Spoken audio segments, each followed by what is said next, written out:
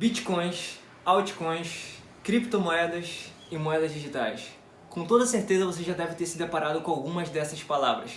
Mas afinal, o que são moedas digitais? É seguro?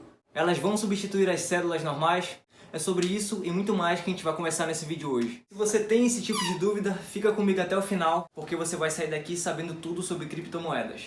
Vinheta.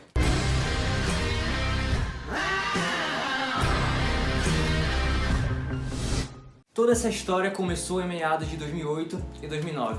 Não se sabe ao certo quem a criou. Apenas temos um nome, Satoshi Nakamoto, em que pode ser uma pessoa ou que pode ser um grupo de pessoas. Teve a brilhante ideia de criar uma moeda que não dependesse de governo nenhum e que facilitaria o jeito de negociações e transações de valores, sem barreiras e descentralizada. E que poderia ser enviada de qualquer lugar do mundo, demorando apenas algumas horas ou até mesmo alguns minutos. Nascia então a moeda digital mais famosa do mundo, nascia então o Bitcoin. E a partir de então o Bitcoin não se tornou apenas a única moeda digital. Depois dele veio mais. Se naquela época, entre 2008 e 2009, existia apenas uma moeda digital, agora temos mais de 1000 no mercado. Mas aí que vem a pergunta de que vale 1 milhão de Bitcoins. As moedas digitais realmente são o futuro? Ou será que tudo isso não passa de uma grande bolha? O Bitcoin surgiu com o único intuito de resolver o déficit que temos no nosso governo, no sistema financeiro. Usamos moedas fiduciais, como o dólar, como o euro e como o real brasileiro. Moedas fiduciais não é uma palavrinha que a gente estamos acostumado a ouvir no dia a dia ou até mesmo falar, mas ela se traduz para fé ou confiança. Uma confiança que a gente temos no Banco Central, no governo, em que ele cuida do nosso dinheiro da melhor forma possível, da forma mais adequada. E essa ideia de ter uma fé, uma confiança no governo veio de muito tempo atrás, na época em que não existia dinheiro como nós conhecemos hoje. Foi então que surgiu a ideia de criar uma moeda em que passasse confiança, que servisse como moeda de troca e como reserva de valor. Foi então que fizeram as moedas de ligas metálicas, onde uma face estampava o número que aquela moeda deveria valer e na outra face estampava a face do rei. Afinal, se o rei disse que aquela moeda valia alguma coisa, eu também acredito que aquela moeda valeria alguma coisa. Então surgiu o dinheiro convencional que conhecemos hoje, ou as moedas fiduciárias. E quando a gente traz isso para o momento presente, percebemos que apenas nada mudou. O que mudou foi as formas de governo. Se naquela época acreditávamos no rei, hoje acreditamos nas formas de governos. Acreditamos nos ministros da economia, em que eles vão decidir qual a melhor forma de reger a nossa economia. Então a gente tem a fé, temos a confiança de que o governo sabe o que é melhor para a nossa economia. Mas algumas décadas atrás, as moedas fiduciárias eram lastreadas na quantidade de ouro que um país ou uma nação tinha. E em 1944 foi feito um acordo entre vários delegados de diversas nações do mundo em que as moedas fiduciárias seriam feitas e lastreadas de acordo na quantidade de reserva de ouro que aquele país tinha.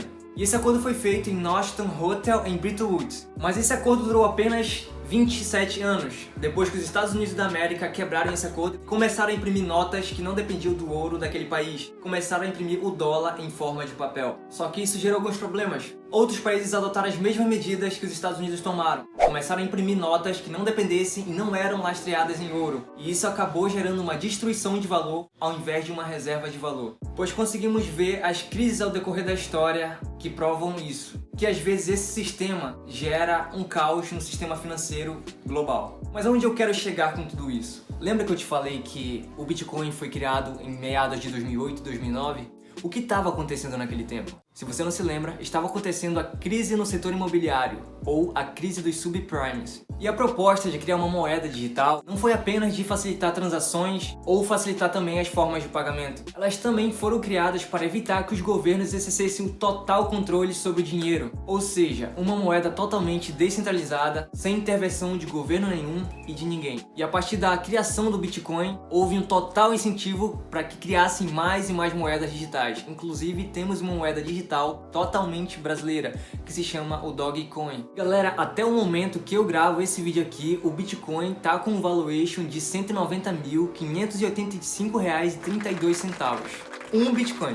Mas como pode uma coisa que banco e governo nenhum tem controle? Como pode uma coisa se valorizar tanto? Porque o Bitcoin é impossível de ser roubado, impossível de ser fraudado e impossível de ser criado a qualquer momento por conta da sua tecnologia que se chama o blockchain. Mas enfim, o que é o blockchain? Imagine um banco de dados públicos e mundial, que contém todas as transações já realizadas na história com o Bitcoin. E ainda mais, galera, essa tecnologia chamada de blockchain está espalhada no mundo todo e em diversos computadores por aí. Funciona assim: se eu quero mandar um Bitcoin para você, eu vou precisar de alguém para validar essa transação, tanto para certificar que eu já tinha esses Bitcoins e para certificar também que esses Bitcoins vão chegar até você com segurança e sem fraude. E mesmo que eu tente fraudar um Bitcoin com o meu PC, os meus bancos de dados seriam incompatíveis com a tecnologia blockchain, ou seja, minha fraude seria descoberto na hora. Tá, mas quem faz esse trabalho de validação de Bitcoins? São os mineradores. E o que seria minerador?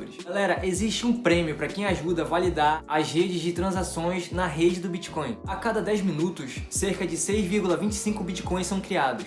E a cada 4 anos, essa mesma quantidade diminui pela metade. Esse processo de diminuição do Bitcoin se chama halvening, ou halvening, não sei como se pronuncia. A mineração é feita nas redes do Bitcoin, onde existem vários nós em que os computadores ficam disputando entre si para ver quem resolve aqueles nós primeiro. E na verdade, esses nós seriam problemas matemáticos extremamente complexos, em que cada computador tem 10 minutos para resolver esses problemas. E o primeiro computador que resolver esse tal problema leva uma unidade de Bitcoin. Isso seria dizer realmente o que é uma mineração de Bitcoins. E para minerar Bitcoins, você precisa fazer um alto investimento em máquinas potentes, e você vai precisar de muita energia para minerar um Bitcoin. Então perceba que um Bitcoin não pode ser criado do nada e não pode ser roubado do nada. É preciso um alto investimento para você ser um minerador. E o primeiro minerador que conseguir resolver esses problemas matemáticos super complexos leva o prêmio, leva o ouro, leva o Bitcoin. E galera, cada problema de matemática realizado ou tentado ser resolvido pelos computadores tem apenas um mínimo tempo de 10 minutos.